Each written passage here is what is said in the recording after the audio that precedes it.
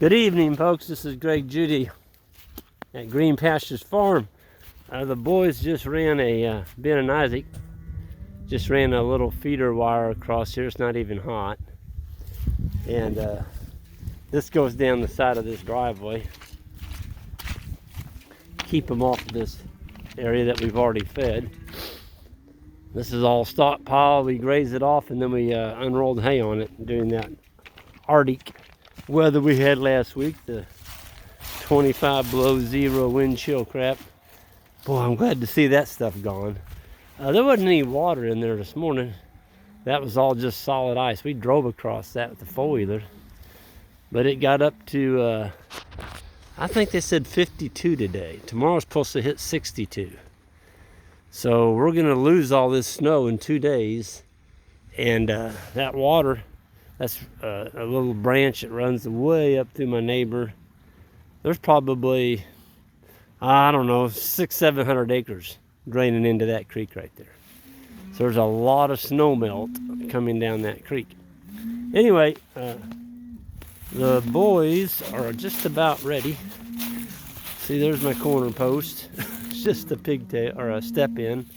And we got poly braid going across clear over to where the cows are. They're bawling. They're ready to go. And I think, oh, there they go. They're unrolling the wire right now. And the cattle are coming. Woo! Yeah! And, yep. Oh man, are they ready to go. Look at the cow manure out here that we put down. This was in that, really cold time. We had them up against this bluff.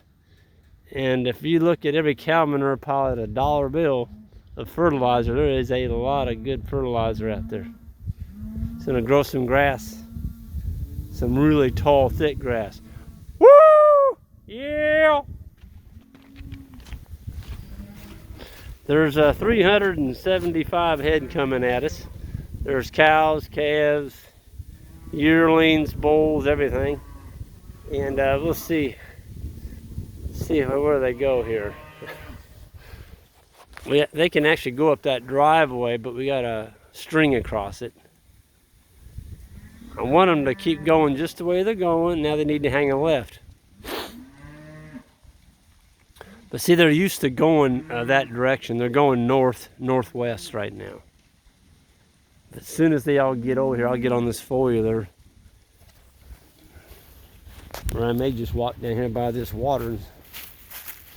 Well, I tell you what, now it's gotten sticky out here. It's still froze underneath, but it's sticky. Oh, my neighbors gave me a bottle. I'll put that on my four-wheeler when I leave. I hate people throwing stuff down. I don't know what the heck are they thinking. Just throw it out the window. Be somebody else's problem, I guess. I don't know. They aren't thinking. That's why they do it.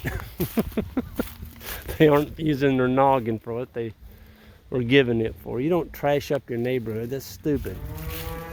I guess, that bottle's not going to evaporate down into the soil. It's going to be here for a long time. Well, I mean, that water's whipping.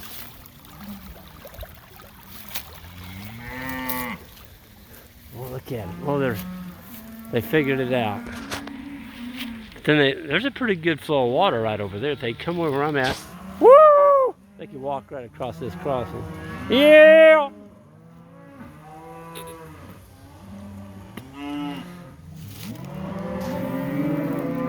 Yeah! Sometimes you just gotta show them the right direction.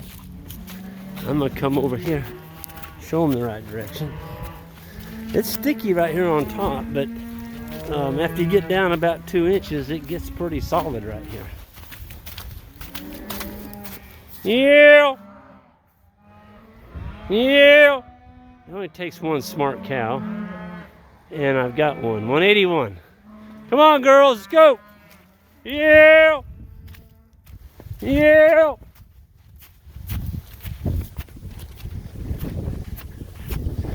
Pretty good grass up here on top. This was grazed back in get it right here in November. Deer season, about November 10th. And the deer have just been working this over. We see them over here every morning. Woo! Here they come. Yeah! Oh, they're crossing the creek over there too. Cows are pretty industrious. They'll figure it out. If there's grass to be fed, well, heck, look at that. They're clear up on top already. Oh yeah. They figured it out. So this was grazed off November 10th. Hadn't had any livestock on it since, other than white-tailed deer. Got a lot of deer in here.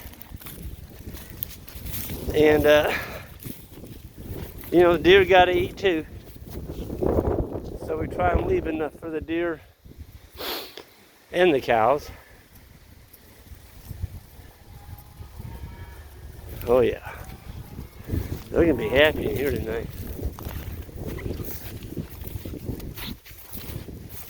So we're gonna be making a cattle drive here in a couple days to the Judy farm. And we've got about 250 acres over there. Some of it's pretty good stockpile, some of it's a little thin. Again, we didn't get the rain like we'd like to have in August. We like to get our rain in August for that fall stockpile. And if you miss that rain, you just don't grow as much. But boy, there's a nice clump of grass. Look at that. It's all in here. The cows are happy. Look at that. So we fenced this ridge off in two pieces. They'll get this piece tonight. In the morning, they'll get another little piece, about 3 acres. And we're just giving them a little bit of this, and then giving them a little bit of hay, just to stretch out our stockpile, because we didn't grow as much as we'd like to have. But you know that the cattle are in good condition for just coming out of some pretty rank and cold weather. So we're tickled to death. You know, here we are looking at almost March, the third week of February, and you got cows that look like that.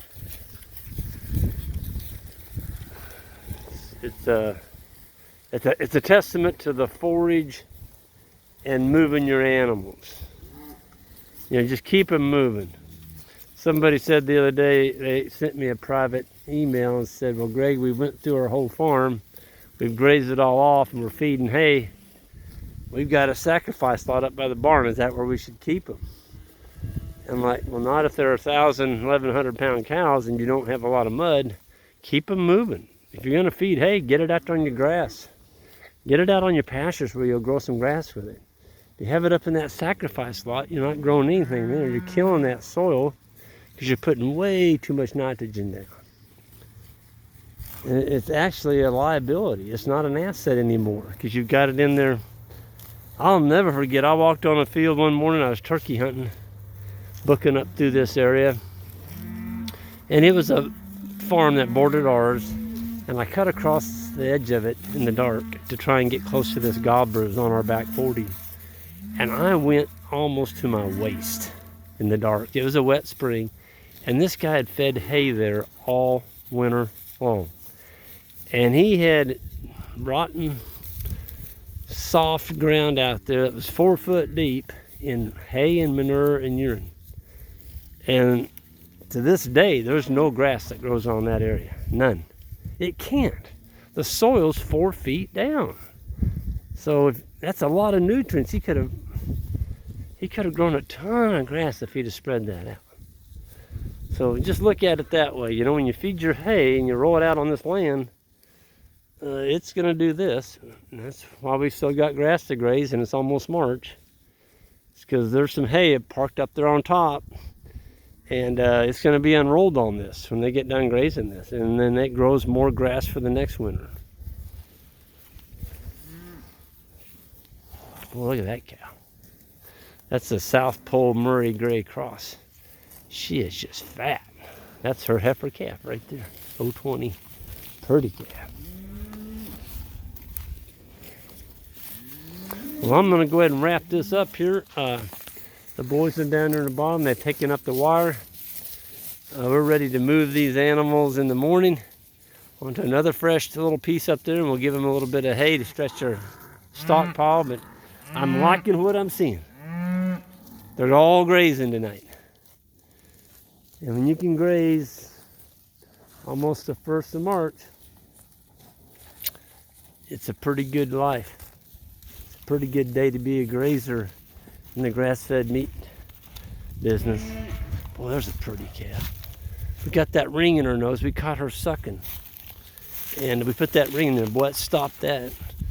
And we get her to Judy farm. It's been in there about, I don't know, 60 days. And of course, she hasn't sucked since we put that in there. We're going to take it out and watch her.